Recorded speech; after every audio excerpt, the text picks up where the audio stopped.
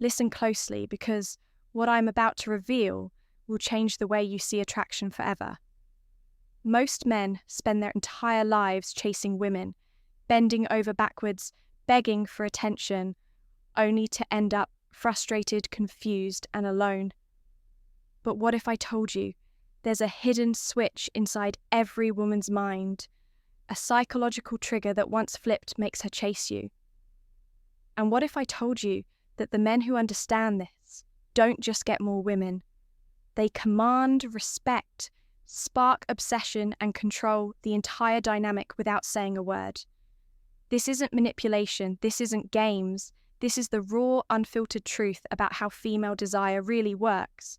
And once you see it, you'll never struggle with attraction again.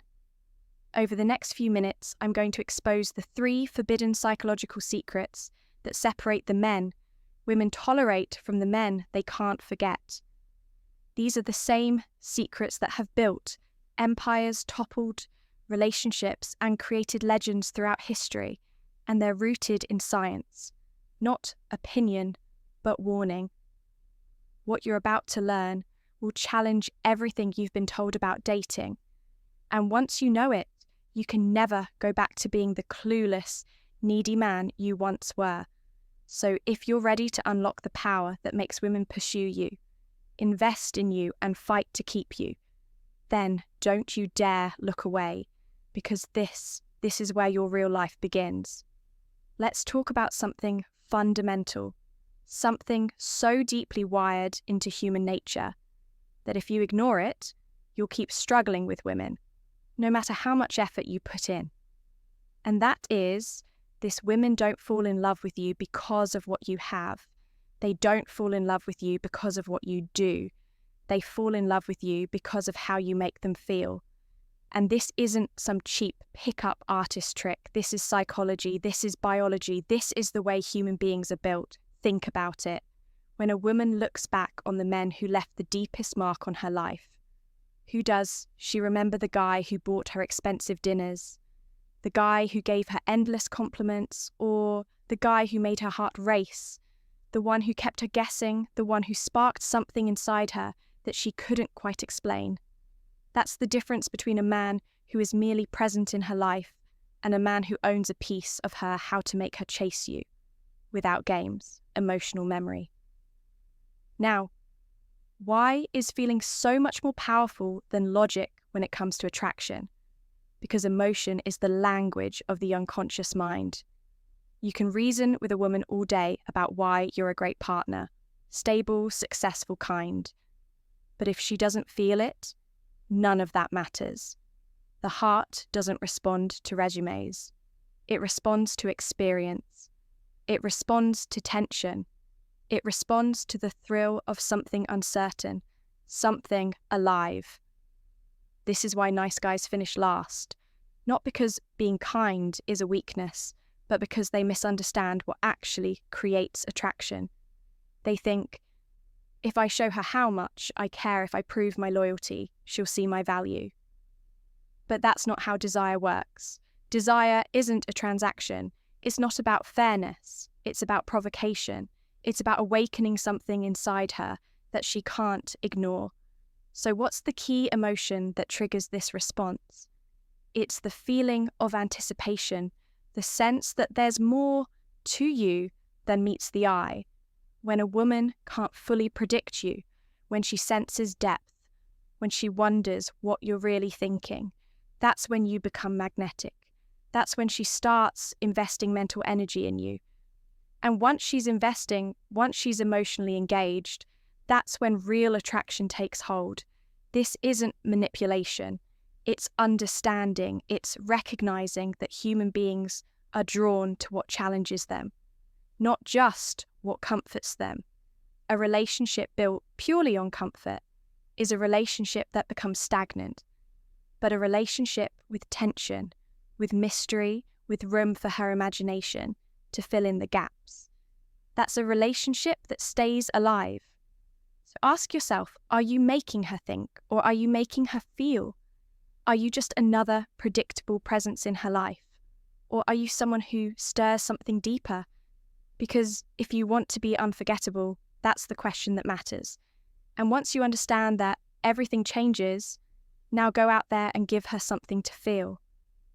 Let's address one of the most insidious attraction killers, something so subtle that most men never even realize it's working against them until it's too late. I'm talking about predictability, the slow, quiet death of mystery. The moment a woman feels she has, you completely figured out, is the moment you become disposable. Why? Because human beings, and women in particular, are neurologically wired to seek novelty, challenge, and emotional resonance. When you become the emotional switch that makes her addicted, predictable, you remove all three. Think about how boredom operates in the mind when something becomes too familiar too easily. Understood the brain, stops paying attention, it's not personal.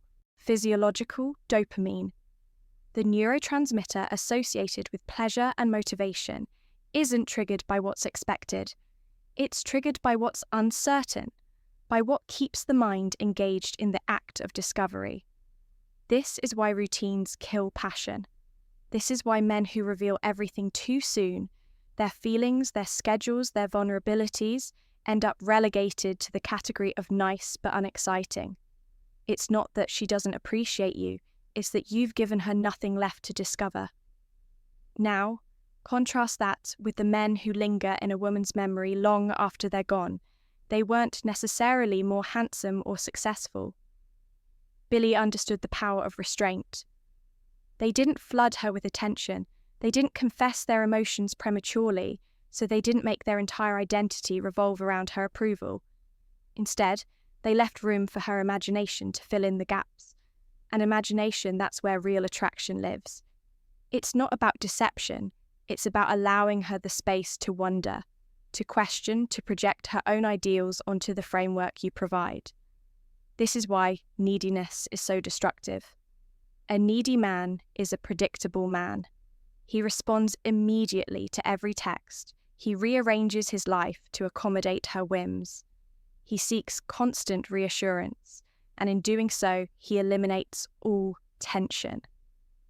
The very thing that makes interactions between men and women. Electrifying tension isn't about playing games.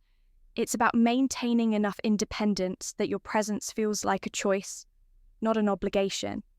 It's the difference between I'm here because I want to be, and I'm here because I'm afraid to be anywhere else. One is attractive, the other is tragic. Consider this, the most compelling stories aren't those where everything is explained in the first chapter. They're the ones that unfold gradually, that reward patience, that make you lean in, because you have to know what happens next. You're the author of your own story. If you give away the entire plot in the why, nice guys fail, and what works? Instead, first conversation. Why should she stick around for the rest? But if you reveal yourself in layers, if she senses there's more beneath the surface, then she'll invest the time to uncover it. An investment, my friend, is the foundation of attachment. So how do you avoid the trap of predictability? First, by cultivating a life so rich and varied that no single person, not even her, can ever fully contain it. Second, by mastering the art of measured disclosure. Share yourself in increments. Not all at once, let your actions speak louder than your assurances. And most importantly, maintain enough sovereignty over your own emotions that she never feels. She has you entirely figured out, because the moment she does, you're no longer a mystery. You're a known quantity, and known quantities don't inspire passion, they inspire indifference. Here's the truth. Predictability is the enemy of desire. If you want to keep her attention, you must remain just beyond the edge of her full comprehension. Not distant, not aloof, but always one step ahead. Always giving her just enough to keep her coming back for more. That's how you stay unforgettable. That's how you ensure she never loses interest. Now, go out there and give her something she can do. Predict, let's cut to the heart of what separates the men who are merely liked from those who are truly desired, the difference between being an option and becoming the prize. This isn't about arrogance or playing games. It's about understanding a fundamental truth of human psychology. Value is determined by scarcity, both real and perceived. When you position yourself as someone who chooses rather than someone who begs to be chosen, everything changes. Your energy shifts, your posture shifts, the way women respond to you shifts. Think about how we assign worth in every other area of life. The rare painting commands millions. The limited edition car becomes a collector's item. The exclusive club gains mystique precisely because not everyone gets in. The same principle applies to you if you're constantly available, constant lie, accommodating, the secret language of female attraction, constantly signaling that her attention is the most important thing in your world.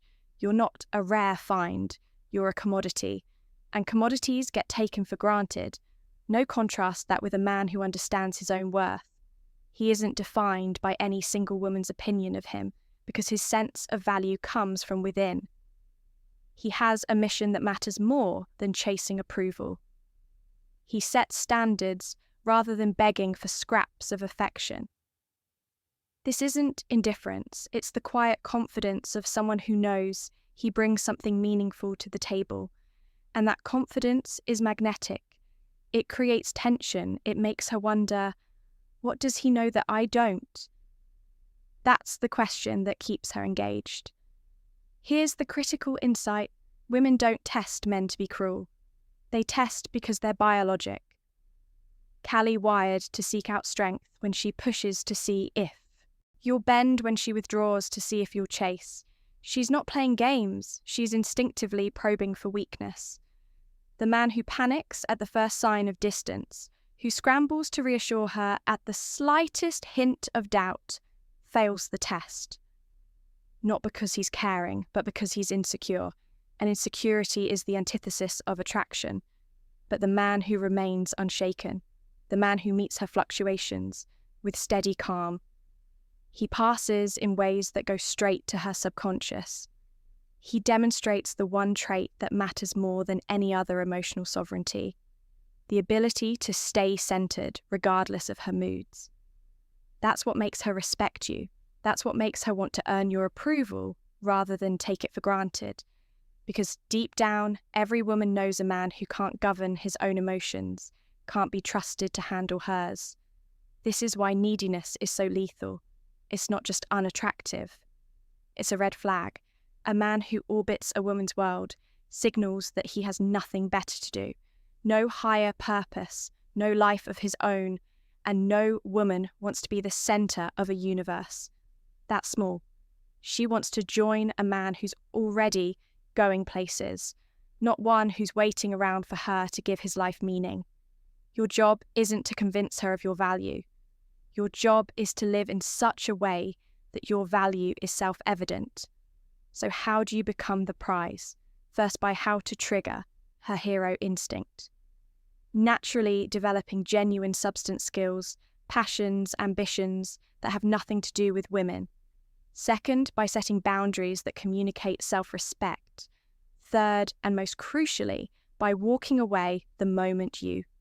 Being treated as an option rather than a priority, not as punishment, but as the natural consequence of knowing what you're worth.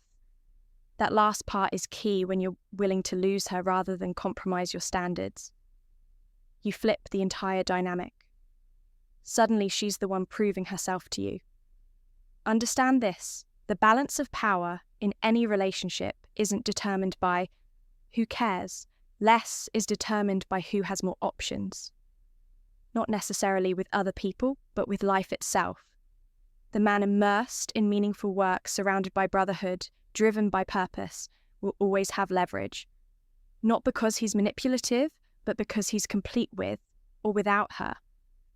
And that completeness, that's what makes her want to be part of your world. Not the other way around.